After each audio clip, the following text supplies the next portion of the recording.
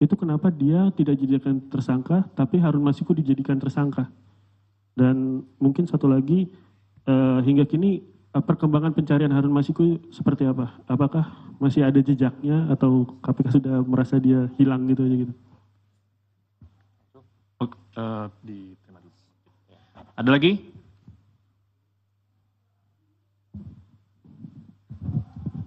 Selamat sore Pak Ketua, Pak Setio, Pak Asep, dan Pak Desa. Saya Rian Pak, malam ya, dari CNN. Mau bertanya Pak, ini kan kalau untuk materi kayaknya udah kebuka semua oleh Biro Hukum di Praper kemarin Pak ya. Mau bertanya aja, soalnya kan kasus dari 2020 dan perintangan penyidikan dari lama. Apakah ada pihak lain, maksudnya penyidik akan mengusut pihak lain dalam proses-proses itu Pak. Yang kedua, nama-nama lain seperti yang sudah digeledah, Jan Faris segala macam, apakah nanti akan diperiksa di perkara ini apa di HM Pak?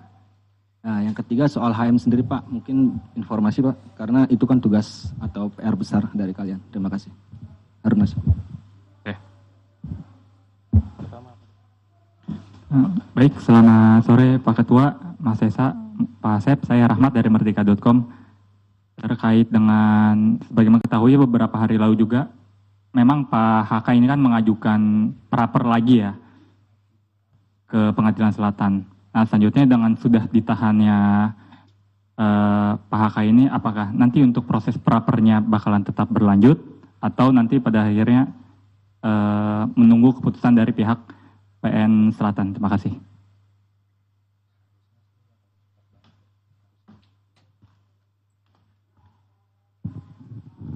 Baik, terima kasih Mas Desa, Pak Asep, dan Pak Setio. Izin saya Fadil dari Wartawan Kumparan.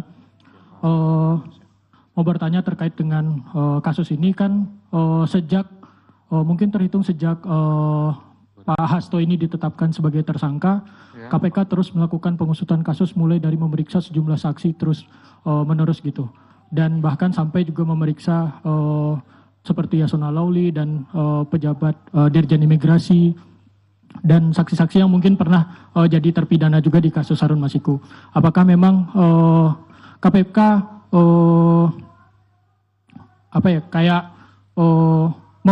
mempercepat kasus ini dan memang menargetkan bakal selesai secepat mungkin gitu? Karena kan kasus ini sudah sejak tahun 2020 gitu. Apakah memang KPK bakal ini menunjukkan KPK mempercepat kasusnya?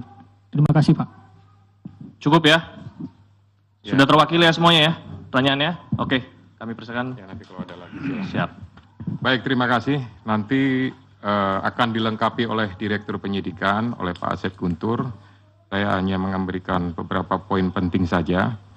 Yang pertama terkait pemeriksaan terhadap salah satu petinggi di lingkungan partai terhadap kepentingannya. Nah, ini tentu berkaitan dengan yang pertama adalah terhadap surat yang sudah dikirimkan saat itu.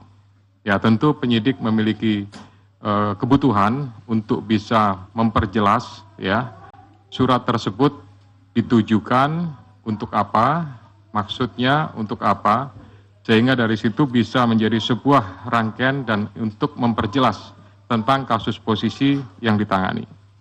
Kemudian yang kedua juga bahwa ini untuk memastikan ya terkait saat itu Harun Masiku pada saat masuk ke Indonesia di Bandara Soekarno-Hatta dipastikan apakah perbuatan yang diduga suap itu pada saat itu bahwa yang bersangkutan memang posisinya sudah ada di Indonesia, lebih tepatnya sudah di Jakarta atau memang belum masuk. Sehingga bukan hanya terhadap yang bersangkutan saja, termasuk juga kepada Dirjen Imigrasi mantan yang sudah pernah dipanggil dan diperiksa oleh penyidik. Kemudian nanti Pak Asep lengkapi ya. Kemudian masalah caleg, ya ini pastinya apakah ada keterlibatan. Kalau tidak ada keterlibatan, ya pasti tidak akan ditetapkan sebagai tersangka. Kemudian terhadap pencarian Harun Masiku sampai saat ini, ya penyidik masih berusaha secara maksimal untuk memastikan keberadaannya dan tetap berusaha untuk bisa melakukan penangkapan. Kami semuanya tentu dari KPK memohon restu, memohon dukungan dari seluruh masyarakat untuk bisa memberikan informasi manakala masyarakat mengetahui keberadaan yang bersangkutan. Kemudian terhadap beberapa nama ya untuk pengusutannya pasti ini juga kembali kepada kebutuhan penyidik.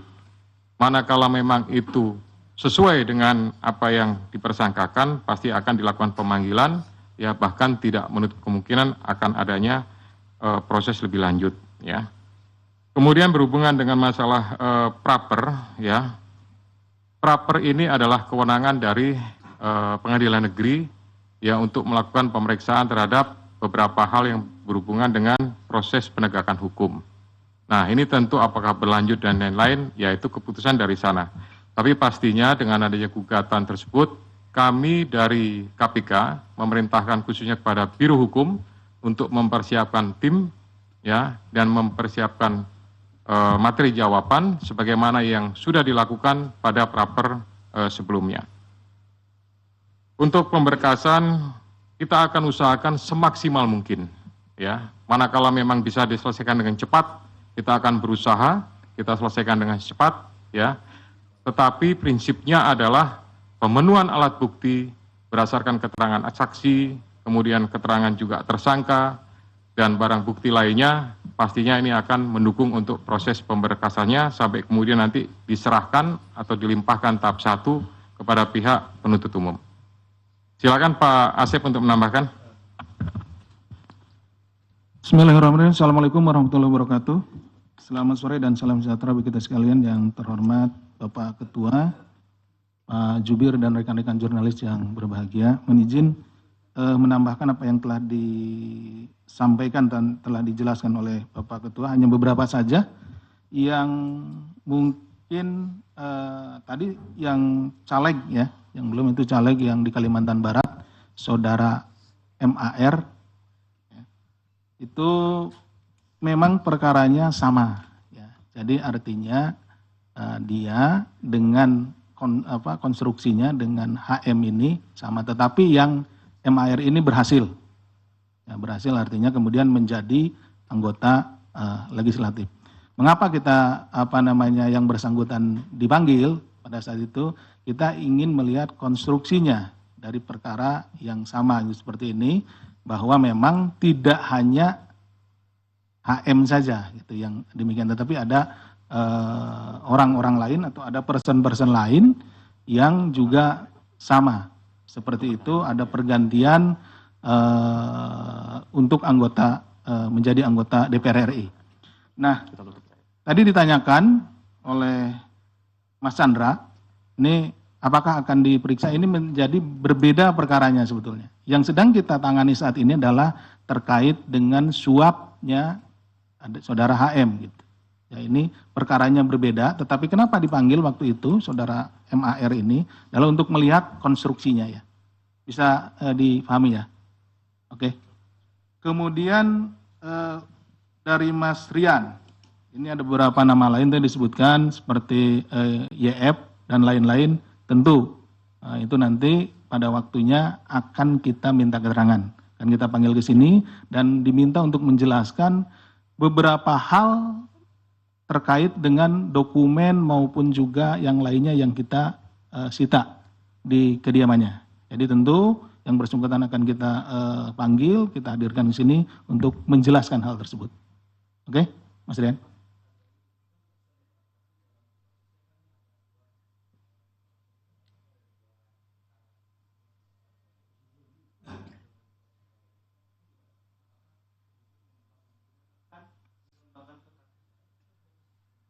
Begini, kalau penanganan perkara tentu yang saat ini sedang kita tangani ini perkaranya yang Harun Masiku. Nah, kita akan fokus tentu untuk menyelesaikan perkara ini dulu, ya. Oke, Mas Rian? Oke. Demikian yang bisa kami sampaikan. Terima kasih. Assalamualaikum warahmatullahi wabarakatuh. Kami buka kesempatan lagi pertanyaan untuk perkara ini. Silakan. Saya Ruben dari Jawa Pos, Pak. Ingin bertanya Pak, pengacaranya tadi bilang bahwa pemeriksaan hari ini tidak masuk ke substansi Pak. Dan pada awal datang tadi Pak Hasto bilang bahwa kasus ini lagi-lagi dia menyebut bahwa dipolitisasi Pak. Ini bagaimana Pak? Lanjut. Selamat malam Pak, saya Fedriska dari Kompas TV. Saya ingin bertanya terkait dengan penahanan Hasto pada hari ini. Sebetulnya apa yang menjadi urgensi dari penyidik untuk melakukan penahanan? Karena kan kalau kita tahu ditetapkan Hasto sebagai tersangka sejak tanggal 24 Desember lalu, namun tidak dilakukan penahanan. Apakah proses pra-peradilan kemudian menjadi salah satu pertimbangan dari penyidik pada saat itu? Nah, untuk kali ini, kemudian apa alasan sebetulnya Hasto untuk ditahan? Apakah ada kekhawatiran dari penyidik kemudian untuk menghilangkan barang bukti atau melakukan upaya-upaya lain? Terima kasih Pak. Selamat sore Pak Asep, Pak Ketua, Mas Desa. Pak, satu pertanyaan aja Pak. Ini kan HM udah lari, udah buron sekitar 4 tahun lebih ya Pak. Artinya kan dia ada penyandang dananya. Apakah KPK sudah menemukan jejak kalau atau indikasi bahwa Hasto ini, HK ini sebagai penyandang dananya Harun Masiku selama pelarian Pak? Terima kasih. Lagi?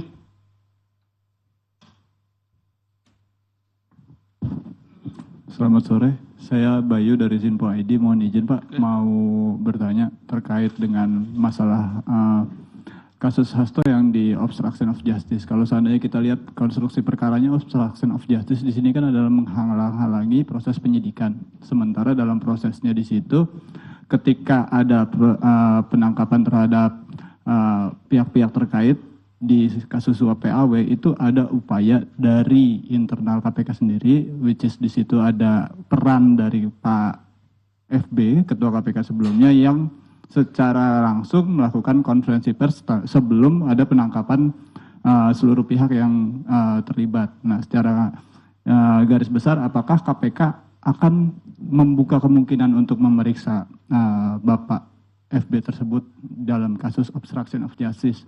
Itu yang pertama. Yang kedua, terkait masalah suap PAW, apakah ada pesanan tersendiri buat saudara HK untuk kemudian memajukan nama HM untuk masuk ke anggota DPR? Apakah ada pesanan dari pihak yang lebih tinggi dari HK gitu di dalam partainya? Apakah itu instruksi ketua umum atau bagaimana? Mungkin bisa dijawab sejauh ini Pak. Cukup ya? Ada lagi ya? Oke, silakan. Ya, baik, terima kasih. Jadi, tadi sampaikan bahwa pertanyaan hari ini tidak masuk pada substansi, gitu ya. Yang bersangkutan ini kan sudah dilakukan pemanggilan dan pemeriksaan beberapa kali, gitu. Nah, oleh karena itu ini sebenarnya bagian daripada melengkapi, kemudian nanti masih ada kesempatan yang bisa dilakukan oleh penyidik untuk melakukan pendalaman lagi, untuk melakukan pemeriksaan lagi pada saat yang bersangkutan statusnya sudah dalam tahanan. Gitu. Kemudian yang kedua, berkaitan dengan penyampaian politisasi, sampai dengan hari ini tidak ada politisasi, tidak ada hal-hal yang berhubungan dengan tersebut, ya, sehingga kami melaksanakan ini hanya berdasarkan kepentingan penegakan hukum. Kemudian jejak, ya, ini juga kami sampaikan bahwa jejaknya memang sampai dengan hari ini belum diketahui, namun tidak mengendurkan upaya dari seluruh penyidik dan pastinya dari seluruh pegawai KPK untuk berusaha mengetahui dan mendapatkan. Ini merupakan sebuah target bagi kami untuk bisa mengetahui, mendapatkan, dan upaya terakhir pastinya nanti akan dilakukan proses penangkapan. Gitu. Kemudian yang berkaitan dengan masalah proses pra-peradilan, apakah jadi pertimbangan dan lain-lain, tidak. Gitu. Kami semuanya, khususnya pimpinan, menyerahkan untuk waktu pemeriksaan, penahanan sepenuhnya kepada penyidik, ya, sehingga penyidik betul-betul memiliki kecukupan terhadap alat bukti atau barang buktinya, maka di saat waktu yang tepat, hari inilah maka dilakukan proses penahanan. Kemudian alasan penahanan itu merupakan alasan subjektif yang dimiliki oleh penyidik, dipertimbangkan pastinya kekhawatiran untuk melarikan diri, menghilangkan barang bukti, ya, dan pastinya kami untuk mempermudah proses penyidikan lebih lanjut, pemeriksaan-pemeriksaan, ya, juga termasuk juga nanti akan mendetailkan terhadap alat bukti, dokumen, dan lain-lain, yang segera dilakukan oleh penyidik. Kemudian halangan terhadap proses penyidikan ini, ya untuk sampai dengan saat ini, penyidik belum membutuhkan pemeriksaan terhadap pimpinan yang lama, khususnya FB, ya, sehingga sampai dengan hari ini belum terinformasi kebutuhan tersebut. Demikian juga untuk pihak yang lebih tinggi, ya, sampai sekarang juga belum dibutuhkan oleh penyidik, sehingga nanti fokusnya adalah pada beberapa pihak yang sudah diperiksa, sudah dipanggil, ya, ini nanti pasti akan ada mungkin pemanggilan lagi, sekali lagi untuk melakukan pendalaman terhadap pengungkapan, ya, proses penanganan perkara yang sekarang ini dilakukan penahanan. Pak Asep, kalau ada tambahan silakan. Terima kasih, Bapak. Mohon izin menyampaikan terkait tadi ada pertanyaan mengenai dari HM ini apakah saudara HK ini penyandang dana gitu ya, penyandang dana atau yang membiayai. Nah, itu juga yang sebetulnya sedang kita dalami karena kami penyidik melihat bahwa seseorang yang melarikan diri itu kan memerlukan sokongan biaya atau dana logistik dan segala macam. Karena berpindah-pindah tempat, kemudian untuk misalkan menyewa tempat dan lain-lain, transportasi dan lain-lain. Itulah sebabnya kita sedang mendalami itu. Itu ya. Tapi sampai sejauh ini menjadi materi ya, materi yang sedang kita dalami. Jadi mohon maaf belum bisa kita sampaikan ya. Jadi sabar, nanti kita tentu juga akan sampai ke sana. Siapa saja yang menjadi donatur dalam hal ini. Kenapa? Karena orang melarikan diri kan tidak bisa kerja dan lain-lain karena dia ketahuan sama halayak gitu. Dia pasti bersembunyi dan tentu untuk kebutuhan hidup sehari-harinya harus ada yang nanggung. Nah, seperti itu yang sedang kita dalami. Itu mungkin yang tambahan dari kami. Terima kasih. Assalamualaikum warahmatullahi wabarakatuh. Waalaikumsalam warahmatullahi wabarakatuh. Baik, rekan-rekan sekalian, untuk konferensi pers penahanan tersangka HK hari ini kita cukupkan. Untuk kali ini kita tidak ada doorstop lanjutan untuk perkara-perkara yang lain ya. Mohon bisa dimengerti. Untuk itu kami mengucapkan terima kasih. Kami tutup. Wabillahi taufiq wal hidayah. Wassalamualaikum warahmatullahi wabarakatuh. Assalamualaikum warahmatullahi wabarakatuh. Terima kasih semuanya. Ya.